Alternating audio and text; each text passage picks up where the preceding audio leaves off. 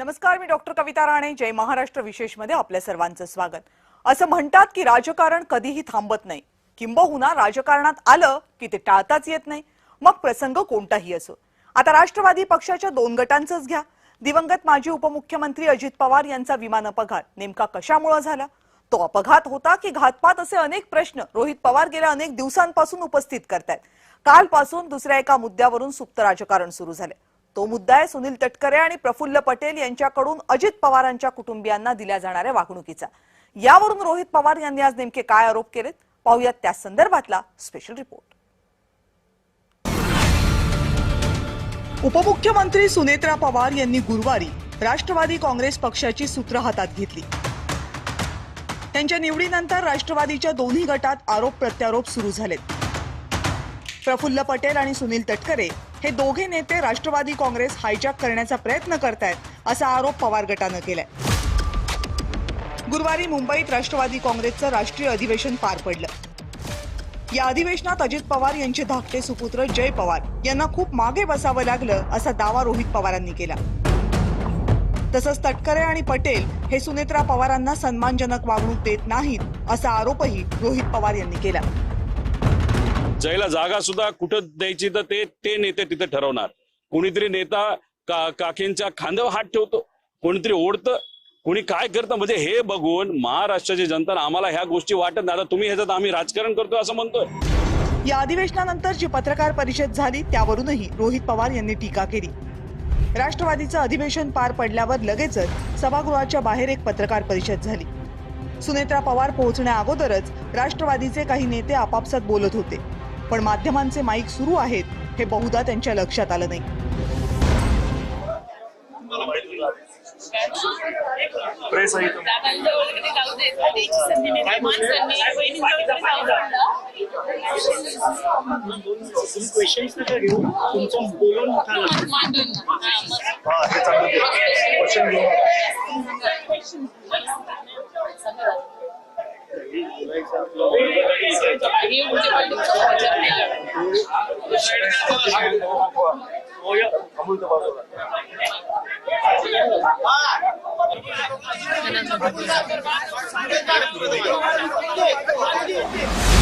दुसरीकडे आमदार रोहित पवार यांनी अजित पवारांच्या अपघाताचा मुद्दा चांगलाच लावून धरलाय. रोहित पवार यांनी आज राज ठाकरेंची भेट घेतली आणि आपल्या मागणीला पाठिंबा द्या असं आवाहन केलं. मध्यंतरी मी कोणाशी बोललो होतो की अपघात धोक्याने झाला का धोक्याने झाला हे अजूनपर्यंत महाराष्ट्राला समजत नाही. अजित पवार यांच्या विमान अपघाताचं कारण शोधून काढणं यासाठी रोहित पवार गेल्या काही दिवसांपासून प्रयत्न करतात. पण राजकारणात गोष्टी सरळ साध्या नसतात. अपघाताच्या चौकशीचा मुद्दा सुनेत्रा पवार यांनीही लावून धरावा यासाठी पवार गटाचा अप्रत्यक्षपणे प्रयत्न सुरू आहे, असं राजकीय जाणकारांचं म्हणणं आहे.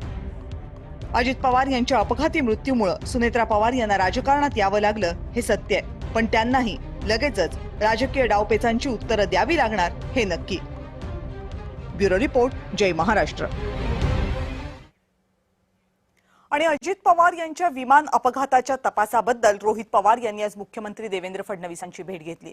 रोहित पवार यांच्याकडचे कथित पुरावे त्यांनी मुख्यमंत्र्यांना दिले, सर्व शंका बोलून दाखवल्या आणि सध्या निर्माणाधीन असलेल्या पुणे रिंग रोडला अजित पवार यांचं नाव देण्यात यावं अशी मागणी त्यांनी केली.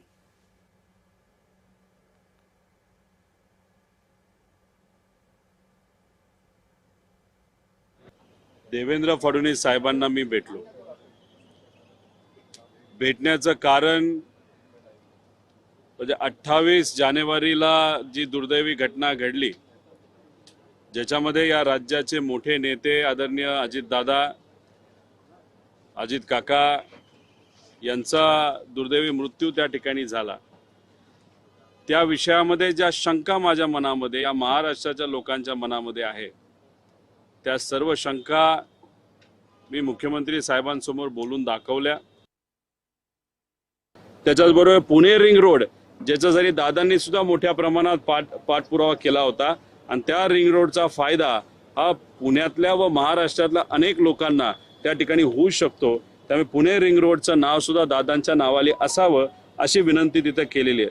तळेगाव, चाकण, शिक्रापूर जो एलिव्हेटेड रस्ता आहे त्याला सुद्धा दादांचं नाव द्यावं, कारण का पुणे या जिल्ह्याचे अनेक वर्ष आणि अनेक वेळा पालकमंत्री जर कोण राहिलेले आहेत ते अजितदादा त्या ठिकाणी राहिलेले आहेत आणि या सगळ्या इन्फ्रास्ट्रक्चरसाठी त्यांनी तिथं पाठपुरावा केला होता. आणि अजित पवार यांच्या अपघाताविषयी सभागृहामध्ये चर्चा होणार आहे. सरकार या चर्चेत काय खुलासा करतं याकडे आमचं लक्ष, असं पवार गटाचे प्रदेश अध्यक्ष शशिकांत शिंदे यांनी स्पष्ट केलं.